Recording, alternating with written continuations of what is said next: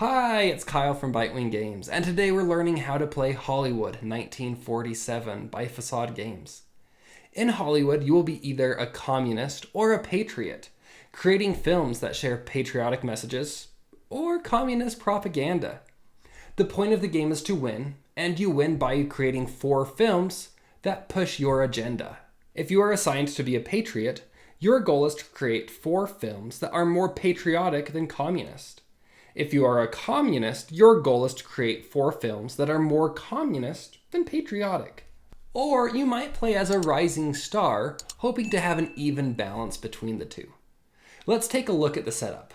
Based on your player count, create and shuffle a deck of loyalty cards. Distribute 1 loyalty card to each player. Make sure that this card is kept private from all other players. This will be your secret identity for the game. Shuffle the job cards and give 1 to each player face up.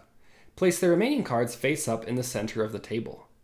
Shuffle the remaining deck of cards and give 3 to each player.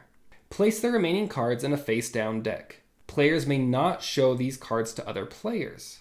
Each player takes an 8-sided die, which they roll, revealing either a star or a blank. Shuffle the genre deck and place it face down in the center of the table, along with tokens and plastic film sheets. All players close their eyes. The dealer directs the communists to open their eyes and see their teammates, and then to close them. The game will take place in 7 rounds. Each round, a movie poster will be displayed. Each movie poster will either favor patriots, communists, or be neutral. All players with a star on their dice can add 1 card to the movie, again making the movie more patriotic or communist. Once all cards are revealed, the film will either have more patriot symbols, being deemed a patriotic film, or if it is tied or has a majority of communist symbols, it is deemed a communist film. The first team to create 4 films of their type wins the game. To help you remember the flow of the game, we'll break it into 3 phases. Number 1, production. The player with the lowest ranked job will go first, and turns will go clockwise for the round. Reveal the top card of the genre deck. On your turn, you can do one of 3 things. You can use your character's ability, re-roll dice, or swap jobs. Each character has a unique ability, which I'll describe in a minute. If you choose to re-roll dice, you can re-roll up to 2 dice. They can be other players or your own and another player's. Just re-roll the die 1 time. If you choose to switch jobs, you will take your job and switch it for one of the available jobs in the center. You've already taken your action for the round, so you can't take that new character's action. Phase 2, Premiere. After all players have chosen an action to take, each player with a star on their dice will select one of the 3 cards in their hand to add, face down, to the movie. Add 1 card from the top of the deck to the movie, shuffle all of the cards in the movie, and randomly discard 1. In this game, anytime a card is discarded, place it face down underneath of the deck so that card is never revealed to any other players. Reveal the remaining cards and determine the winner of the round, placing a film cover on the movie poster and setting it to the side so all players can keep track of which type of films have been made. Phase 3, Post. See if any of the laid cards were congressional hearing or shake-up cards. If any congressional hearings were revealed, all players re-roll their dice. If any shake-up cards were revealed, all character cards are combined, shuffled, and each player is given 1 new character card. Discard all cards from this round, and each player will draw back up to 3 cards. So what are the character jobs, and what exactly do they do? The screenwriter gets to draw 2 genre cards and pick 1 to reveal. The other is placed face down at the bottom of the deck. No other players will see which card is discarded. If there is no screenwriter, simply reveal the top genre card to start off the round. The producer may swap any 2 job cards. These can be from the center or from 2 players. It can include themselves or just other players. If they swap their own card, they can immediately perform their new job. The director can give any player a token. Tokens can be used at the end of the round to add a card to the movie, regardless of whether or not that player had a star showing. So you could add up to 3 cards if you had 2 tokens and a star showing. The same player can't be given a token 2 turns in a row. The gaffer can perform up to 3 rerolls. This can be any combination. 3 dice of different players, the same player 3 times, or any combination. The cinematographer forces a player to discard all of their cards and then draw 3 new cards, and they can choose themselves. The actor and the actress both have the same job. They allow a player, yourself included, to draw 2 additional cards and then discard back down to 3 cards. The composer will draw 2 cards from the deck and choose one to add to the movie, discarding the other card. If the composer takes this action, it replaces the random card that is added to the movie during the post phase. The editor will indicate whether or not they want to take their action. To indicate, simply push the card close to the middle of the play area. To edit the film, once all cards have been added to the movie, the editor will shuffle and randomly select 1 card. They can choose to keep the card in the movie or discard it. If they keep it, they will again shuffle and randomly discard 1 card. If they choose to discard it, they will then reveal all cards and determine the winner of that movie.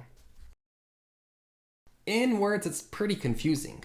Let's look at a quick example. So the game's been set up. The dealer instructs all players to close their eyes. Close your eyes. The dealer instructs the communists to open their eyes. Communists, open your eyes.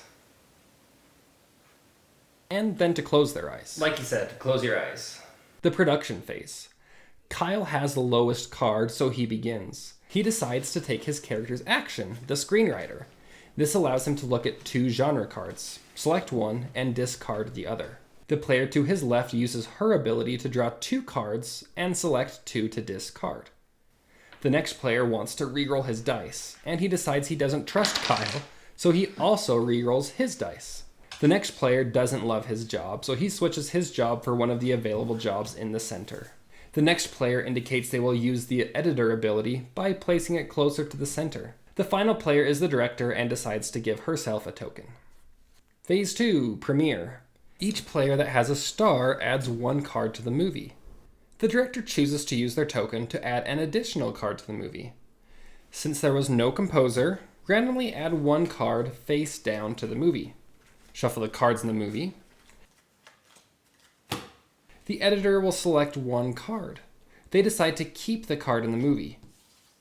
They again shuffle the cards and randomly remove 1. Reveal the cards. In this case, the Patriots won by a landslide. Phase 3, Post. There was a congressional hearing. That means all players re-roll their dice. Discard all cards, and all players draw back up to 3 cards. In the following round, Kyle is the composer. So in the premiere phase, rather than randomly adding 1 card, Kyle gets to select 2 cards and choose 1 to add to the movie and 1 to discard. Okay, on to some nitty-gritties. Each character's ability can only be used once per round. So if, as the producer, I switch cards with another player, and that player's already taken their action, I can't take that action again. And if you were the producer and you swap jobs with the player that had already decided to use the editor, you can't use that job this round. It's already been claimed.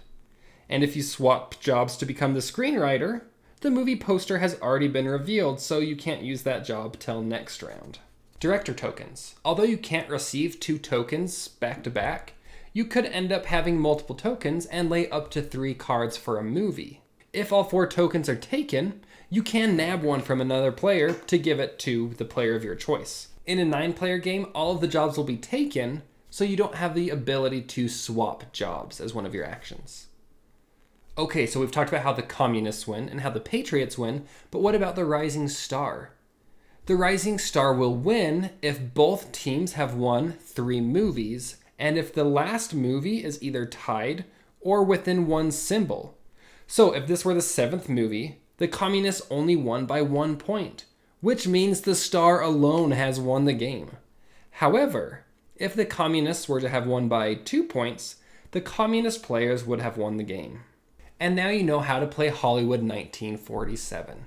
For my personal review, go ahead and check out my other video. If you have any questions about how to play, go ahead and let me know in the comments below. Until next time.